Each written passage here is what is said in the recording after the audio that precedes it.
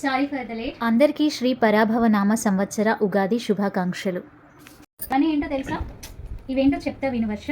ఉప్పు, కారం, తీపి, పులుపు, వగరు, చేదు, వీటిని షడ్రుచులు అంటారు. ఈ 6 రుచులు కూడా మన జీవితంలో ఉండాల్సినవి. అంటే ఏంటంటే మన జీవితంలో సంతోషం, బాధ, దుఃఖం ఇవన్నీ వస్తాయి కదా, అవన్నీ ఇవన్నమాట. సో మన జీవితంలో ఏది ఎంత కావాలి అంటే అన్నీ సరిపడేంత వేసుకొని, ఇదిగో చూసావా, మనం ఈ ఉగాది పచ్చడి తయారు చేసుకుంటాం.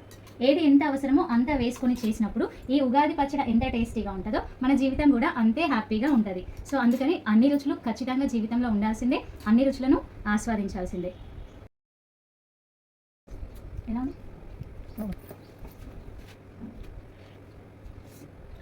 పుల్ల పుల్లగా, చేదు చేదుగా. Happy Ugadi. Happy Ugadi. Happy Ugadi.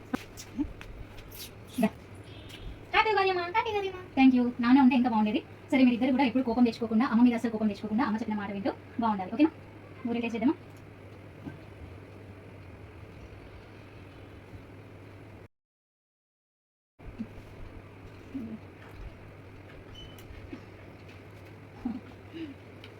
బాగుంది. బాయ్.